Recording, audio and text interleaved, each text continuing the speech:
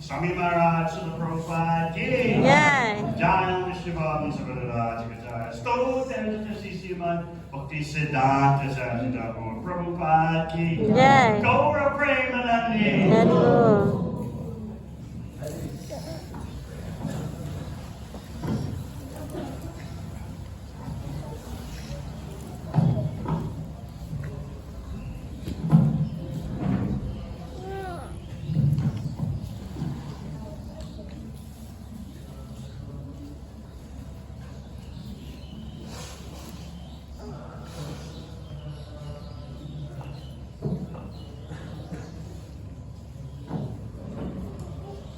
Om Namo Bhagavate Vasudevaya.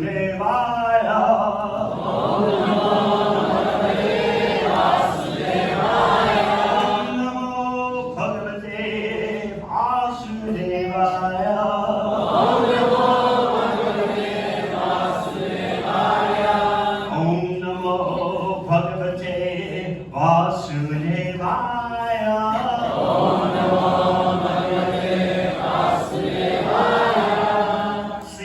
Bhagavatam, 3rd Canto, Chapter 4.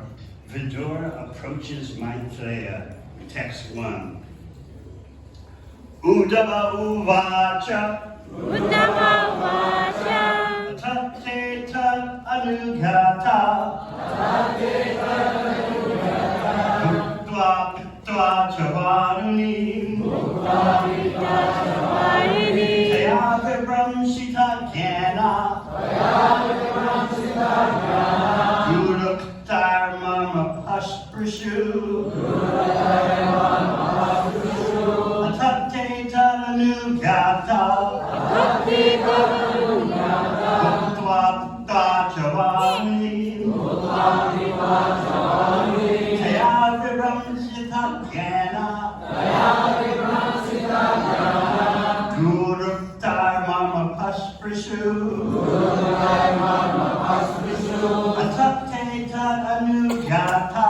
Atate tadanugata. Mukta pittva chavaruni. Mukta pittva chavaruni. Tayave brahmshita jnana. Tayave brahmshita jnana.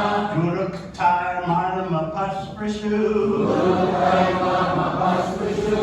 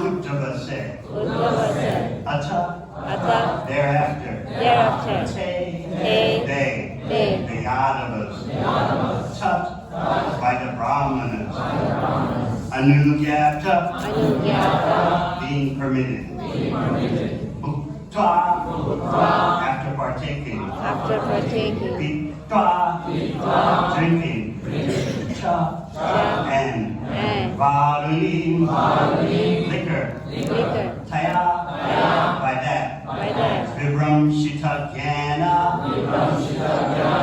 being bereft of knowledge, Duruktai, with harsh words, Marama, the core of the heart, Pasprishu, touched. Translation. Thereafter, all of them, the descendants of Vrishni and Bhoja, being permitted by the Brahmanas, partook of the remnants of prasada and also drank liquor made of rice. By drinking, they all became delirious, and bereft of knowledge, they touched the cores of each other's hearts with harsh words. Purport.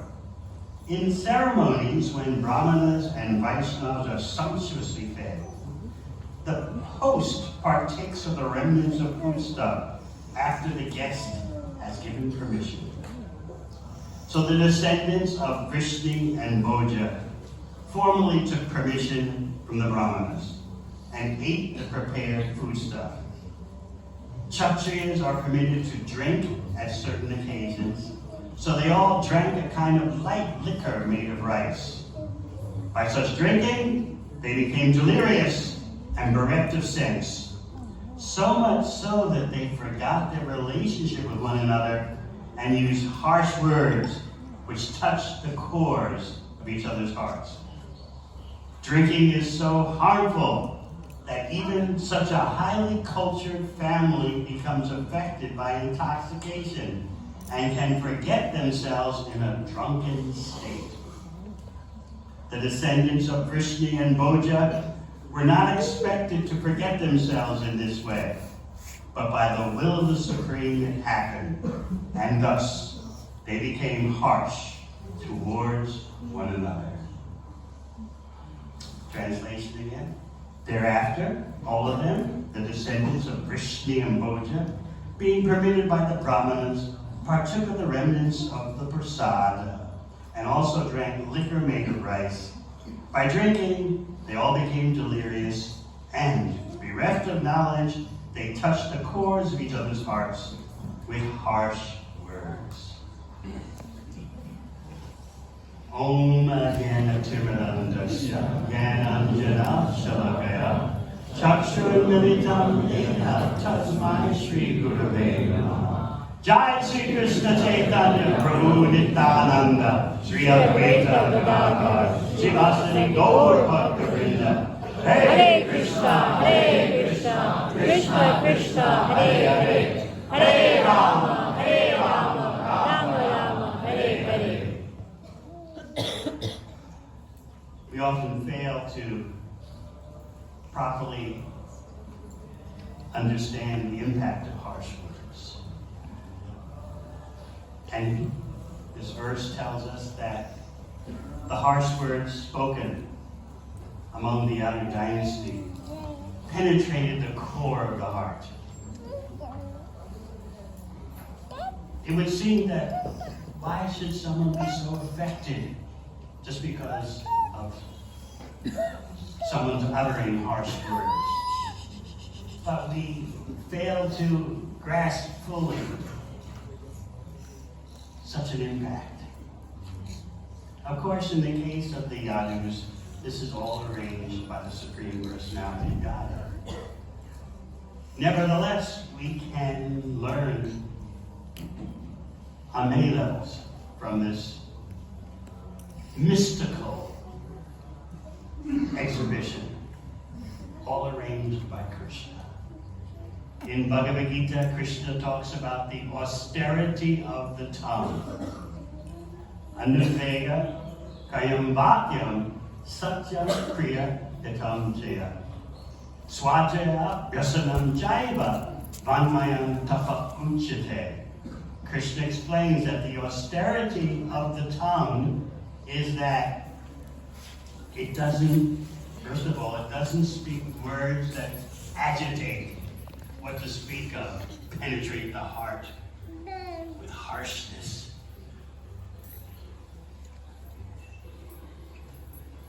The more we understand the havoc caused by tongues speaking words that destroy relationships, destroy communities, even destroying the world, the more we can understand the power of the tongue. What's the positive, though? Krishna doesn't simply give the negative, but he presents the positive. Satyam Priya Hitam. Words that are truthful. Words that are endearing. And words that are of benefit. And of course, that can all be accomplished by swajaya yasanam jaiva, by speaking words that are in accord with the Shastra. But what do we do when we're in situations in which we can't just repeat a verse from Bhagavad Gita or Srimad Bhagavatam?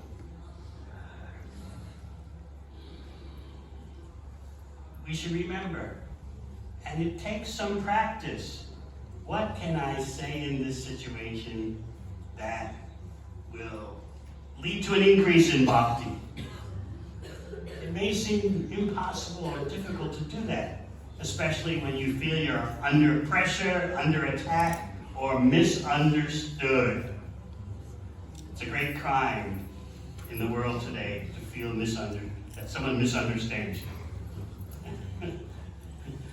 Everyone wants to be understood.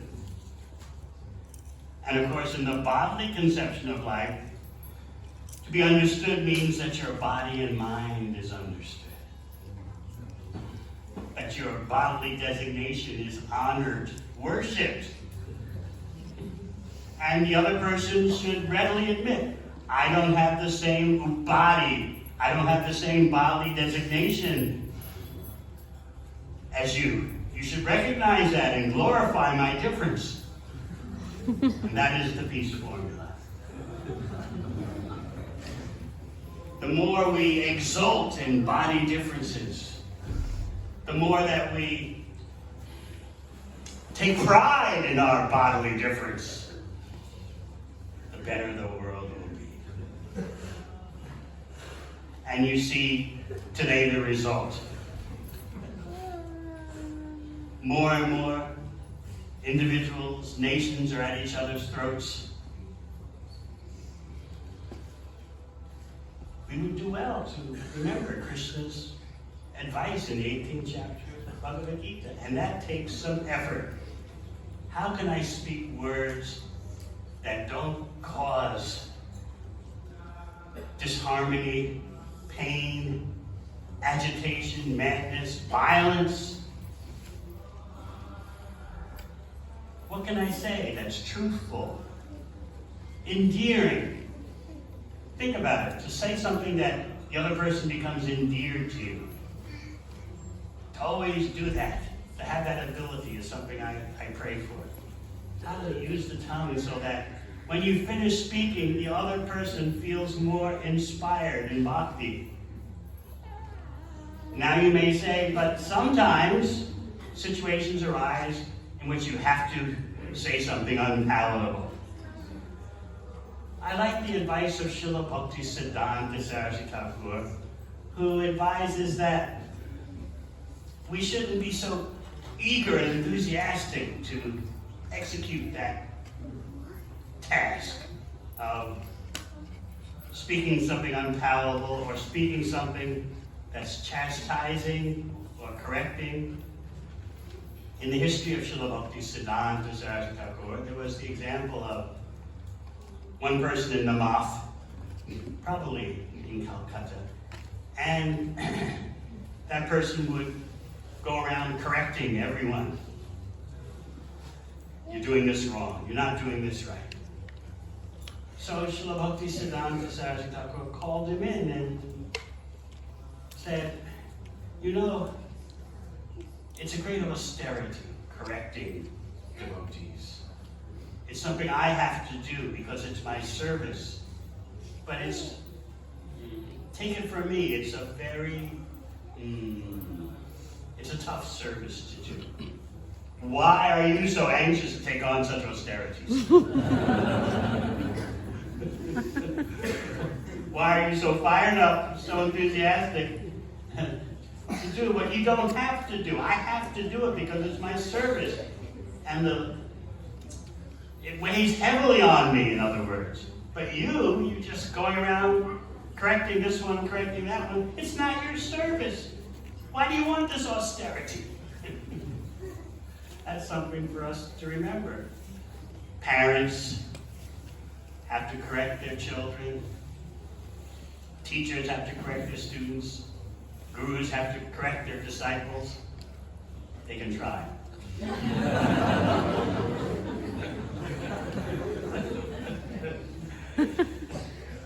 Often the reality is you can't tell a disciple what's fully on your mind because the disciple may just, well, how can you tell me that? I chose you as my spiritual master knowing that you would say the right things to me. First of all, I just wanted a picture on my altar. And now I'm getting more than I bargained for. Secondly, by your correcting me, you're agitating my mind.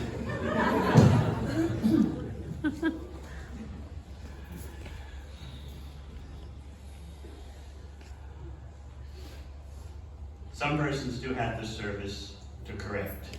In the case of what happened with the Yadu dynasty, this is very mystical. But why should you consider Krishna's exit from this world to be something so inconceivable when his appearance in this world is inconceivable? In other words, let's go to the beginning of Krishna's appearance in this world, and then you won't consider the magic show of his disappearance as so exceptional. That's why Krishna says in Bhagavad Gita, Janma karma chame divyam. If you can understand the mystery, the transcendental mystery of my so-called birth and my karma, my activities, if you can understand that in truth, then you know the rest. Upon giving up this material body, you won't take another material body. So the magic show starts with Krishna's appearance. First, within the heart of Vasudeva, and then he's transferred to the heart of Devaki. And then there's no ordinary biological childbirth. Krishna, from within the heart of Devaki, appears outside her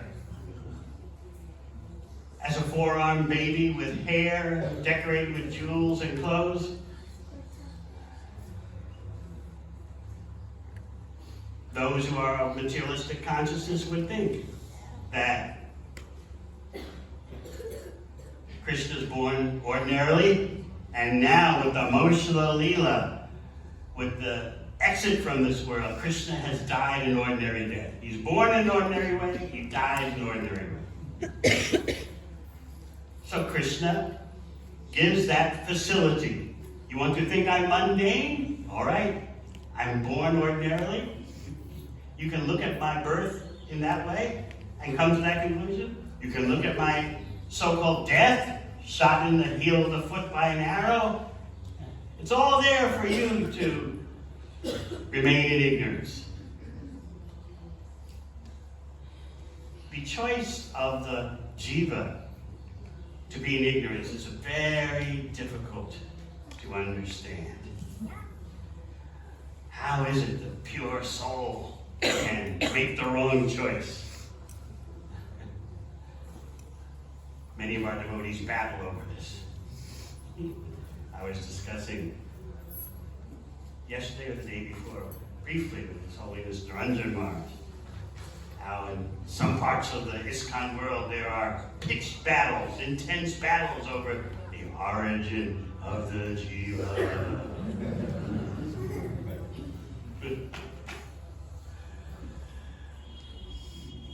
It's true that Srila Prabhupada was extensively questioned on this very point. How can the jiva make the wrong choice? How can the jiva become overwhelmed by ignorance? He spoke very extensively about it. And then it's also true that there are quotations which would make you think otherwise. So His Holiness Devamrta Maharaj were remembering a statement by Srila Bhaktivinoda Thakur that the whole situation of the jivas becoming misaligned is beyond time. How can you apply material logic and material sequencing, step 1, step 2, step 3, when all that is a product of thinking bound by time? So Srila Bhaktivinoda Thakur says, this whole phenomenon is outside the reach of our conditioned understanding. But that's a hard thing for us to accept. We've got to solve it. We've got to nail it. It's either this or it's that. So Srila Bhaktivinoda Thakur says that first there'll be doubts, then there'll be arguments, and then an art does. Unwanted things will arise in the heart. But no, that doesn't slow us down. His admonition, his warning, doesn't dissuade us. We can do it. We can grasp the inconceivable. In one chapter of Bhagavatam, 3rd canto, chapter 16, you'll find statements by Prabhupada on both sides.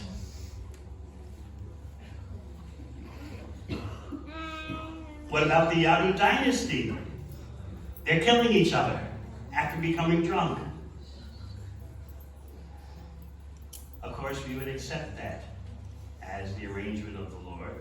Nevertheless, it's still extraordinary. It gives a chance for those of mundane consciousness to think Krishna's an ordinary person, his dynasty, they're ordinary persons. When actually the whole situation is Krishna's ruse to move on in his display of leelas.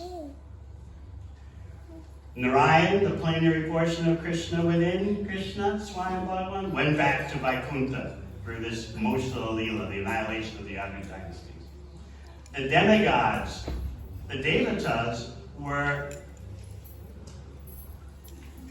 embedded, so to speak, within the eternal associates of the Lord. The Yadus who were Nitya Parshada, eternal associates. They had devatas embedded within them. This phenomenon is explained very much in Brihad Bhagavatamrita. So those devatas went back to the heavenly planets. The plenary expansions of Krishna went back to Vaikuntha.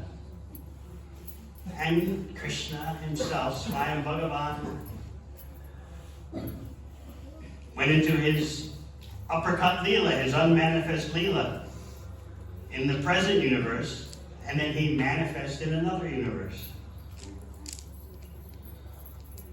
The whole situation has to be seen with spiritual vision. Otherwise, we won't grasp it at all. Whether Krishna's appearance or his disappearance. It could be said that why couldn't Krishna stay longer to satisfy his devotees? Isn't that the nature of Bhakta Vatsala? He's affectionate. He's full of affectionate exchanges with his devotees. Why can't he linger? Why did he have to go, causing such heartache? The description of Krishna's disappearance, at least in terms of the effects, begins in the first canto, with Yudhisthira and Arjuna lamenting. And then here in the third canto, you get several chapters. Chapter 2, this chapter 4, where the topic comes up again. And then in the 11th canto, you have 2 chapters, one at the beginning, another one or two at the very end of the 11th canto, all about Krishna's disappearance. So on the one hand, the acharyas say devotees don't like talking about it. On the other hand, it's there. So Vishwanath Chakravarti Thakur points out that yes, the point could arise. If Krishna is so affectionate, why did he go? He went before everyone is satisfied by seeing him. There are verses in the Shastra where devotees lament. Where is that form? We can no longer see it. So Vishwanath Chakravarti Thakur explains that no matter how long Krishna is in front of your eyes, you'll never be satisfied. You'll never see enough. He explains an example from the highest level of prema, sneha. This is described by Rupa Goswami. That the heart is liquefied, the beloved, the object of your love becomes even more illuminated, and you can never be satisfied, no matter how much you see Krishna. So, who do you know like that you can look at and never be satisfied? I can't get enough. I can't get enough. That is how beautiful Krishna is. So don't accuse Krishna of being cruel by leaving before his devotees' eyes are fully satisfied. They'll never be fully satisfied. Yet it is part of Krishna's plan to increase their love through separation. And those feelings of separation are so intense that they bring what Prabhupada describes in the Krishna book as the bhava expansion of Krishna. A presence of Krishna in Vrindavan brought about in separation by the love of the devotees. I was just reading yesterday how when Uddhava went to Vrindavan to deliver the message, especially to the gopis, as well as to the other residents of Vrindavan, especially to the gopis, he was speaking words in the present tense when he began his relaying of the message in the presence of Nanda Maharaj and Yashoda. Krishna is coming. He promised he would come. He's coming, but he's speaking in the present tense. So the acharyas point out that actually what's going on is something Uddhava didn't know. Uddhava himself didn't know that Krishna is there reciprocating with Nanda Maharaj and Yashoda Maya. Uddhava didn't realize that, but still he's faithfully presenting the message from Krishna. He will return. He said that. He will do it, but he spoke his words in the present tense, not future. I'm saying he will come, but Uddhava was speaking in a way of like he's coming. In other words, he's here, but he didn't see that Krishna is there through the love of Nanda Maharaj and Yashoda Mai, and he's reciprocating.